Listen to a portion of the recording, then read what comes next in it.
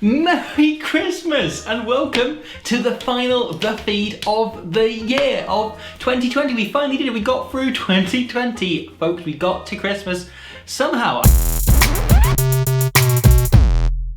I hope you're well. I hope you're having a wonderful, merry Christmas season. And I think we kind of had a weekend of rugby that very much felt like a Christmas gift. We got two of the best games of the year on the same day, and things kicked off on the Friday night, the night before, with, Wasps and Montpellier playing a 7-try game that never quite felt decided until very late on. Alfie Barber playing fantastically well, starting up his own hype train.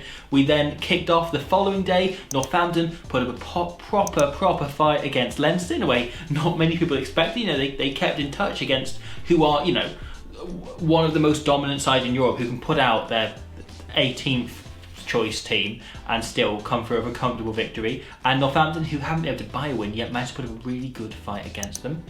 But it was after that that things really got going. Ulster headed down to Gloucester, where we had an actual proper crowd who had an influence, who were very, very loud, despite there not being that many of them allowed in. And it showed, as they had, you came out there thinking that there's no way I'm seeing a better game of club rugby. There's no way we're getting a better game in the European Cup this season than this. As Gloucester and Ulster just kind of went at each other, and Gloucester really pulled ahead. They managed to get solidly ahead, only for Ulster to claw their way back in, and then John Cooney kicked the penalty to put them ahead, and then scored a try himself in the corner that made you think, this is it, this is done. They've decided it, that's it, never mind, that's that.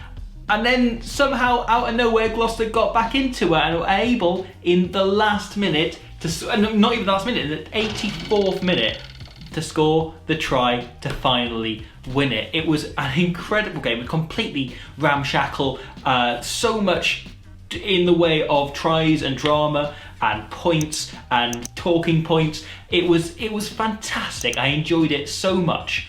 And then went on to get even better from there. As Claremont started, just 28 seconds in, Raka scored against Munster, and you thought, okay, this is where this is going, especially as Claremont started to add to their tally. Penno scored, they scored 2, they just kept scoring. Then the bonus point wrapped up by about 20 minutes, only for Munster to go, no, actually. The only people who didn't think Munster were out of it were Munster. They just kept kicking their points. They kept taking free whenever they were on offer, and Claremont kept offering some discipline. They got a cheeky try through Mike Haley, and that was it. They gradually crept back into it through some excellent scrummaging, brilliant just guts and determination, and shoring up their defence after that sort of 20-odd minute burst by Claremont at the beginning, when they really pulled away.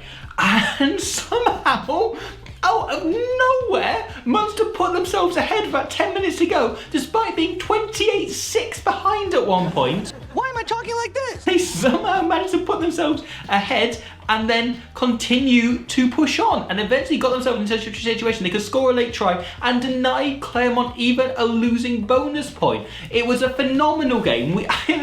It came directly after another Match of the Year contender. It was a brilliant Saturday afternoon of rugby. You couldn't have possibly asked for much more, but we did get some more. We had then a few more games going on during that. We had the Dragons put up a bit of a fight, but ultimately fell to Bordeaux by quite a big margin. Santiago Cordero really shining throughout that game.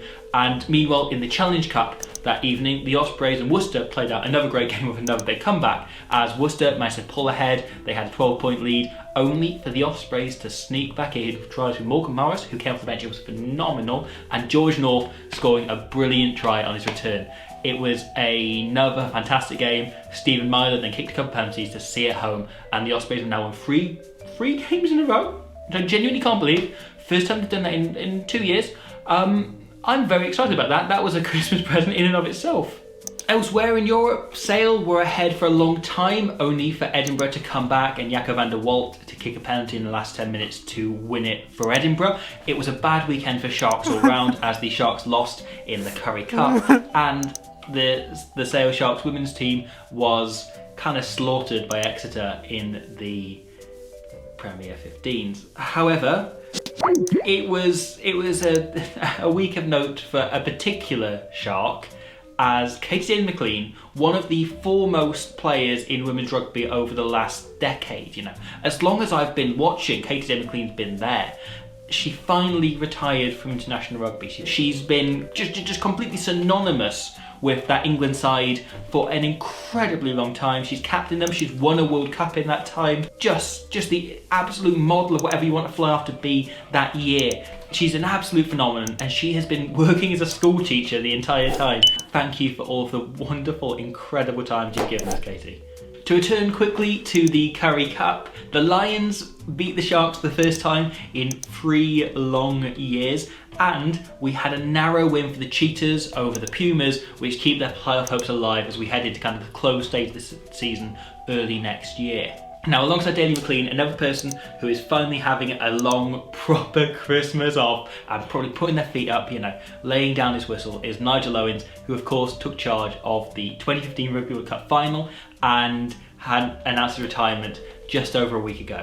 So, in order to sort of pay tribute to him and also look back on one of the most memorable events of the last decade in rugby as we kind of pull the curtain down on it, here's my look back at the 2015 Rugby World Cup final between New Zealand and Australia. This final was a game of firsts and lasts. The last day of October saw local rivals contest a World Cup final for the first time in the last game of the 2015 World Cup. An early exchange of penalties awarded by the one and only Nigel Owens saw the All Blacks take a 6-3 lead, but the first try of the game came in the last play of the first half as some slick, quick handling saw Nihi Milner-Skudder squeeze in the corner.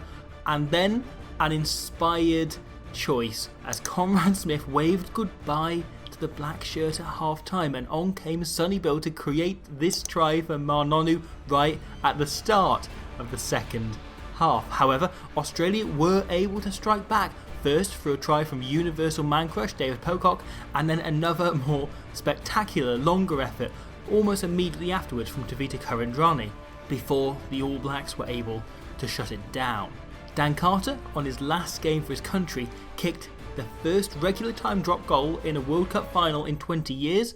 A penalty then soon followed, but the World Cup wouldn't be sealed until the All Blacks were able to snuff out a promising Australia attack and allow Ben Smith to go and rake through the kick. And after that ball went one Bosun Barrett, ready to burst Twickenham as he crossed for the World Cup winning try, and in the process made his captain, one Mr. Richie McCaw, in his last match ever at any level. He hasn't played any kind of rugby since. The first captain ever to lift the Webb Ellis Cup twice, and made his country the first to ever successfully defend the title. Australia put up a real fight, but this was possibly the best team the world has ever seen, and that final was our last chance to really savour them. So, as we come into the end of the year, we asked last week what were your favourite moments in rugby of 2020, and it's time to have a look at a few.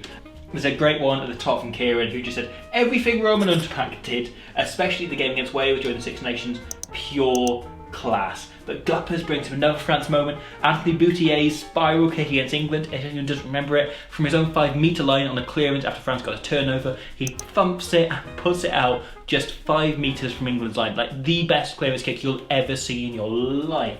It was incredible. Georgios mentions France defeating England again in the Six Nations. Also, Argentina, Los Pumas beating the All Blacks. There's a hard one to overlook. Johan Uche retiring comes up from WAU 286. The Box going undefeated in 2020, says Patrick Webster. Excellent point. So did Fiji. Great years for both teams. Matt Webb says Exeter doing the double.